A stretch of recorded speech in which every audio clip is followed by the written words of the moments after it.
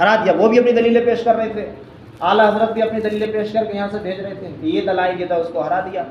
تو ایسے ایسے موضوع پر اعلیٰ حضرت نے کتابیں لکھی ہیں کہ جہاں انگریزوں کے پیسوں کے بلبوتے پر وہابی دیوبندی حضور کی گستاخیاں کر رہے تھے. صرف آج دیکھ لیجیے, آپ سوچ رہے ہوں گے کہ یار انگریزوں کے پیسہ لے کر کے بھلا کوئی حضور کی برائی کیسے کر سکتا ہے, آپ یہ سوچ رہے ہوں گے نا اپنے ذہن میں.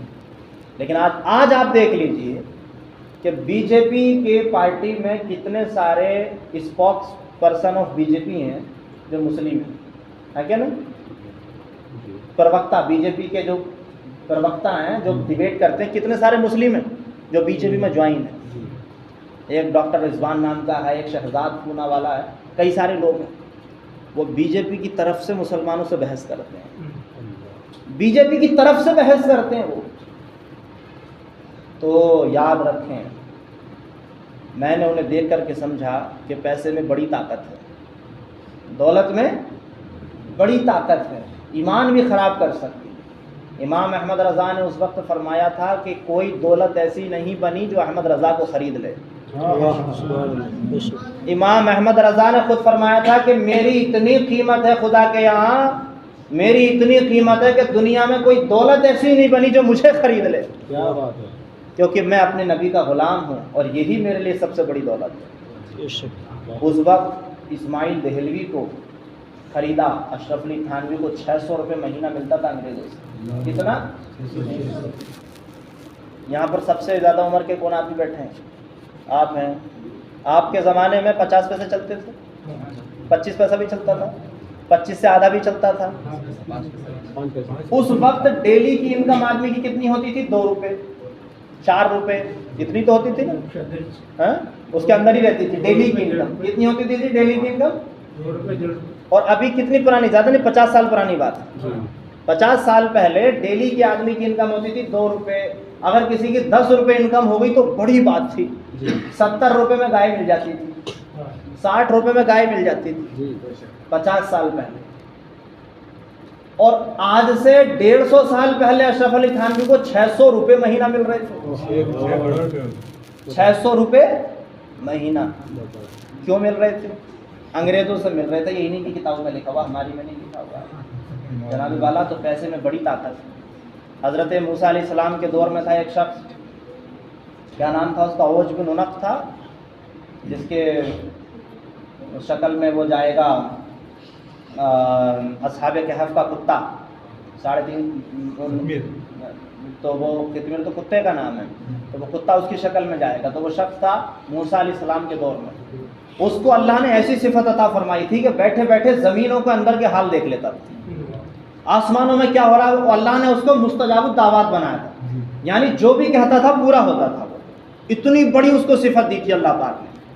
اور لوگ اس سے آتے تھے, دعائیں کراتے تھے. وہ کہتا تھا کہ آج تیرا فلاں کام ہو جائے گا, تو ہوتا تھا. حدیث ہے اس کو اللہ نے اسپیشلی مستجاب الدعوات بنایا تھا. اور بیٹھے بیٹھے زمینوں کا آسمانوں کا ہر چیز کو دیکھتا تھا کہاں کیا ہو رہا ہے.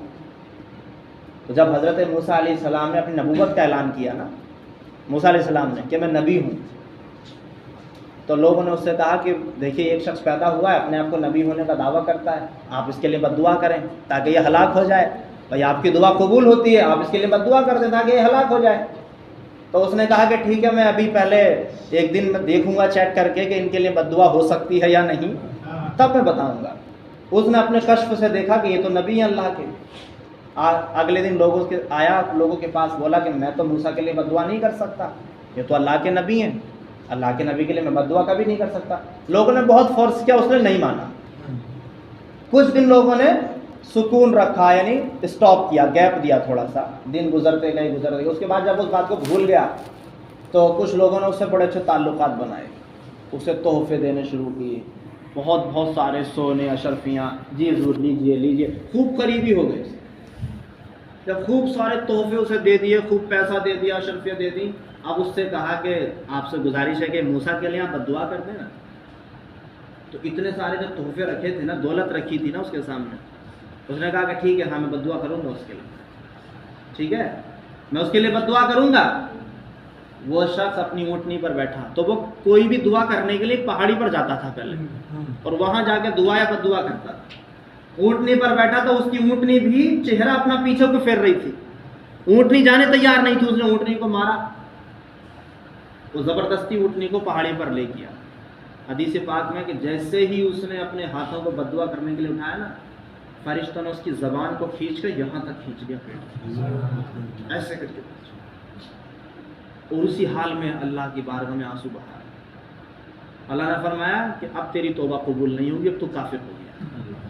उसी वक्त उसकी रूह कब्ज हो गई, काफिर हो के मरा वो।